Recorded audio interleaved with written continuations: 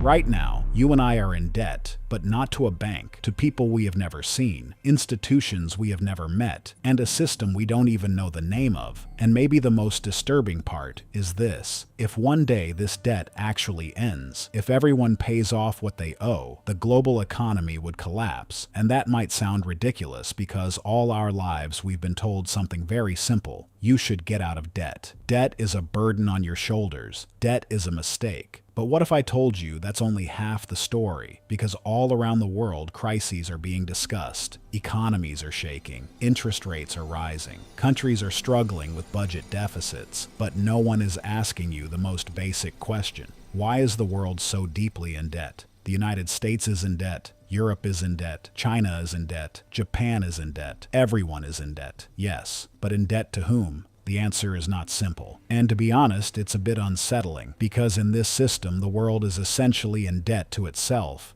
but the money is not distributed equally. Hi, I'm Henry. Come with me. Now come with me to the year 1694. England is at war with France, and the outcome of that war is hanging in the balance. The state treasury is empty, gold reserves are gone, and resources are desperately needed to continue the war. And at that moment, a decision is made that changes the course of history. The state turns to merchants and wealthy individuals and says, "Give us money today, and we will repay you with interest in the future." And this was not just a loan agreement. It was an idea that built the foundation of the modern world. Because for the first time, a state began spending money it did not yet have. To manage this system, an institution was created, the central bank, and the decision made that day still sits at the heart of the system we use today: government debt. At the time, a banker said something striking: the debt of the state is the wealth of the nation. It sounds contradictory at first, but you begin to understand it when you see what happened next. Because from that moment, the world started to change. Power used to be measured in land, gold, and armies. But now there was a new definition of power: the ability to borrow. Because being able to borrow meant that people trusted you, and trust became the foundation of capitalism. From that point on, states did not finance wars with soldiers alone, but with debt. Empires expanded not to gather gold, but to sell bonds. The battlefield was no longer just physical territory. It moved onto balance sheets. Now come back with me to today. The world carries around $315 trillion in debt, a number almost impossible to grasp, roughly 3 times the total value of everything the global economy produces. And yet no one is panicking, because this is not a flaw in the system. This is the system itself. The United States borrows. Banks buy that debt. Central banks create money by purchasing those bonds. Governments pay interest through taxes, and that money flows right back into the system. This is not just an economy. This is a constantly rotating closed loop. But this loop doesn't only exist between countries, it exists within society itself. And this is where the most critical part begins, because not everyone in this system is equal. Some borrow, some buy that debt, some pay interest, some earn it. And over time, that gap grows. Money flows from the bottom to the top. That's why the rich get richer and the poor become more dependent. And that's why the system constantly needs more debt. Now we arrive at the most important point. All your life you've been told to pay off your debt. But when we look at governments, they don't eliminate debt. They roll it over.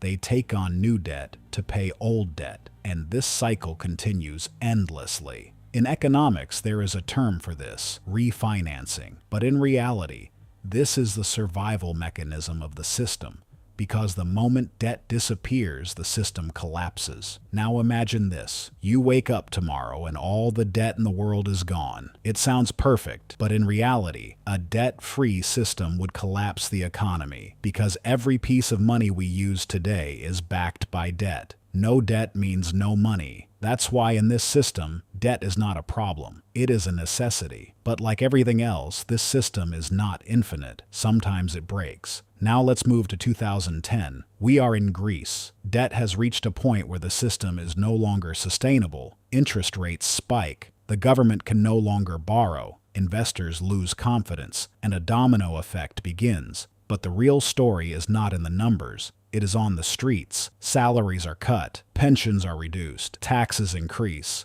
Youth unemployment rises above 50%. An entire generation grows up without ever working. Graduates leave the country. Families struggle to survive. And for the first time, people feel this is not just an economic crisis, it is a life crisis. So what happened in the end? Did Greece repay its debt? No. The debt was restructured, maturities were extended, interest rates were adjusted, new debt was taken to pay old debt. The system reset itself, but the cost was paid by the people. Years earlier, John Maynard Keynes had said, "When debts become unpayable, the result is not economic, but political." And that is exactly what happened in Greece. Governments changed, protests filled the streets, society was divided, but the system remained the same. And this story did not stay in Europe. Now come with me to 2022. Sri Lanka, an economy that had been growing on debt for years, infrastructure projects, foreign loans, large investments, but no balance between income and spending. And eventually reality hit. The country ran out of foreign currency. There was no money left to pay its debts, and at that moment the system completely froze. Because it could not import fuel, gas stations saw lines stretching for kilometers.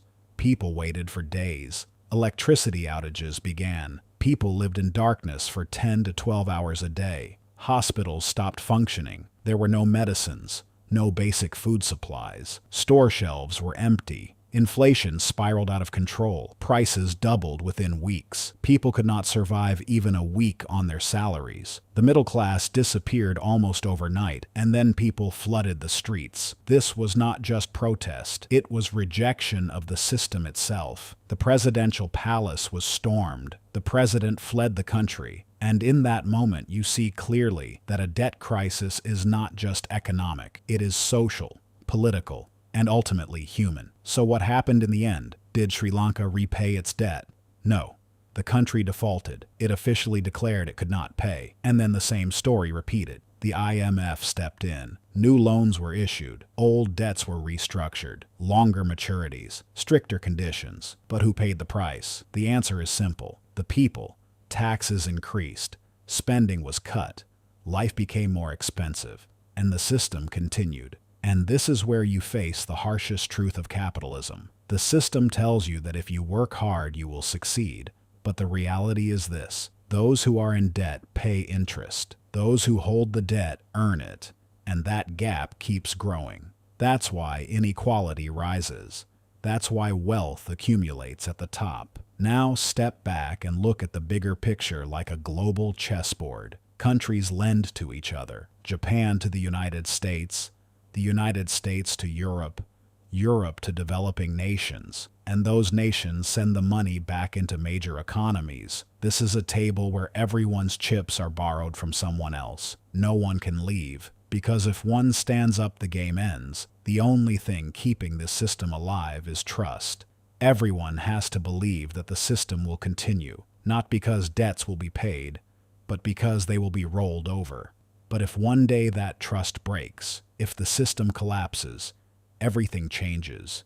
Interest rates rise, markets freeze, the economy stops, and people realize in that moment that this was never just a system, it was reality itself, because debt is not just a number, it is a contract written on the future, and that contract is not infinite.